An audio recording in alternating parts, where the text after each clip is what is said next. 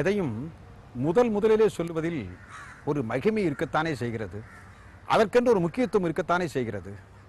1921ஆம் ஆண்டு டிசம்பர் மாதம் கடைசி வாரத்தில் மகாத்மா காந்தியடிகளை ரவீந்திரநாத் டாகூர் சந்திக்கிறார்.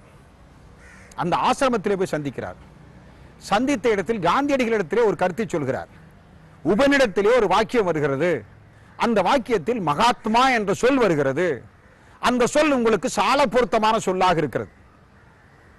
இதை ரவீந்திரநாத் டாகூர் காந்தியடிகளிடத்தில் இந்த சம்பவத்தை உலக புகழ்மிக்க எழுத்தாளர், பிரெஞ்சு மொழியிலே உலக அறிஞருடைய வாழ்க்கை வரலாற்றை எழுதி கடைசியிலே நோபல் பரிசு பெற்ற ரொமைன் ரோலந்த் மகாத்மா காந்தியடிகள் வாழ்க்கை வரலாற்றிலே இந்த சம்பவத்தை எழுதியிருக்கிறார். 1921ஆம் ஆண்டு டிசம்பர் மாதம் கடைசி வாரத்தில் தான் டாகூர் அவர்களால் தான் மகாத்மா என்று முதலாக அழைக்கப்பட்டார் என்று எழுதியிருக்கிறார். அது தவறொன்றும் இல்லை, அவர் கிடைத்த செய்தியை விட்டு எழுதியிருக்கிறார். ஆனால் 1919ஆம் ஆண்டே மகாகவி பாரதியார் இதே சென்னை மாநகரத்தில் காந்தியடிகளை சந்தித்த வரலாறு இருக்கிறது அல்லவா? ராஜாஜி உடன் இருந்திருக்கிறார் அல்லவா? பாரதியாருடைய சீடர் வாரா அவர் காவல் காத்திருக்கிறார் அல்லவா? அதற்கு பிறகு காந்தியை ஒரு கூட்டத்திற்கு வர வேண்டும் என்று அழைத்த போது காந்தி அந்த தேதியில் வர இயலாது என்று சொன்ன பிறகு கூட்டம் நடக்கும் என்று கம்பீரமாக சொல்லி சென்றவர் தானே மகாகவி பாரதியார். அதை திரும்பிய பிறகு அதே 1919இல் வாழ்க நீ அம்மான் என்று சொன்ன அந்த அருமையான கவிதையிலே கடைசியிலே காந்தி மகாத்மா நீ வாழ்க வாழ்க என்று முடித்திருக்கிறார் அல்லவா? இது 1919இல் தானே. கால வரிசைப்படி இந்த கவிஞனுடைய வாழ்க்கை வரலாற்றை எழுதியவர்கள் அத்தனை பேரும் 1919இல் இந்த பாட்டை எழுதியிருக்கிறார் சொல்லுகிறார் அல்லவா? அது மட்டுமல்ல, அதற்கு கொஞ்சம் முன்பே சென்றால் 1918இல் சென்னை மாநகரத்தில் இருந்த கீர்த்தி மிக்க புத்தக நிறுவனம் கணேஷ் அண்ட் கோ என்ற நிறுவனம்.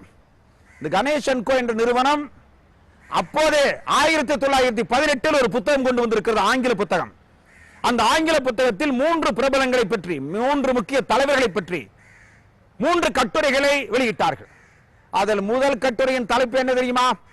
காந்தியடிகள் வாழ்க்கை வரலாற்றை 3 பிரபலங்களில் முதல் பிரபலம் காந்தியடிகள். காந்தியடிகளின் வாழ்க்கை வரலாற்றை தான் ஹீரோஸ் ஆஃப் தி ஹவர் என்ற அந்த புத்தகத்துடைய பெயர். அதில் முதல் ஹீரோ காந்தியடிகள். அந்த கட்டுரையின் தலைப்பு என்ன தெரியுமா? மகாத்மா காந்தி என்பது. ஆகவே இந்த தமிழ்நாட்டில் கணேஷ் அண்ட் கோ என்ற நிறுவனம் மகாத்மா காந்தி என்று 1918 சொல்ல தொடங்கிவிட்டது. அச்சில் இருக்கிறது, ஆதாரத்தோடு இருக்கிறது, ஆவணமாக இன்றும் கண் முன்னாலே இருக்கிறது. அது மட்டுமல்ல, 1912ஆம் ஆண்டு அப்போது மகாத்மா காந்தியடிகள் தென்னாப்பிரிக்காவில் இருக்கிறார். தென்னாப்பிரிக்க நிறவரி ஏற்றி இந்தியர்களுக்காக போராடி கொண்டிருக்கிறார். அந்த போராளிக்காக சுதேசமித்திரனில் ஜி சுப்பிரமணிய ஐயர் ஒரு அற்புதமான தலையங்கத்தை எழுதியிருக்கிறார். 1912 மறக்கக்கூடாது. அந்த 12ஆம் ஆண்டு எழுதிய அந்த தலையங்கத்தில் டிசம்பர் மாதம் 24ஆம் தேதி வெளிவந்திருக்கிற தலையங்கம்.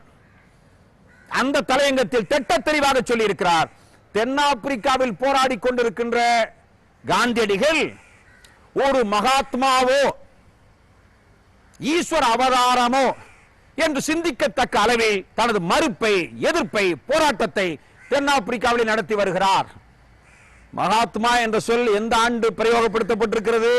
ஒரு தமிழனால் ஜி சுப்பிரமணிய ஐயர் என்ற ஒரு மிகச்சிறந்த பத்திரிகையாளரால், தேசபக்தரால் 1912ஆம் ஆண்டு பயன்படுத்தப்பட்டிருக்கிறது. ஆகவே 1921ஆம் ஆண்டு ரவீந்திரநாத் டாகூர் அவர்கள் சொன்னது தவறில்லை. ஆனால் இமய முதல் குமரிமணி வரை இருக்கிற பாட புத்தகத்தில் அதுதான் காணப்படுகிறது.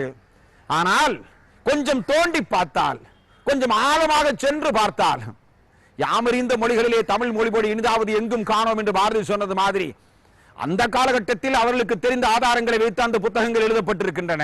ஆனால் ஆய்வு செய்து பார்க்கிற போதுதான், இன்னும் ஆழமாக சென்ற ஒரு விஷயத்தை பார்க்கிற போதுதான் ஆவணங்களாக, ஆதாரங்களாக இன்னும் ஏராளமான செய்திகள் இருக்கின்றன. ஆகவே முதலிலே மகாத்மா என்று காந்தியடிகளை இனம் கண்ட பெருமை இந்த தமிழ் மண்ணுக்கு இருக்கிறது அல்லவா? ஒரு தமிழனுக்கு இருக்கிறது அல்லவா? முதலிலே 12இல், பிறகு 18இல், பிறகு 19இல் என்று வரிசையாக மகாத்மா என்று அழைத்த பெருமை நமக்கு இருக்கிறது. ஆகவே முதலிலே ஒரு விஷயத்தை சொன்ன பெருமிதம், அதை வரலாற்றில் குறிப்பிட வேண்டும் அல்லவா?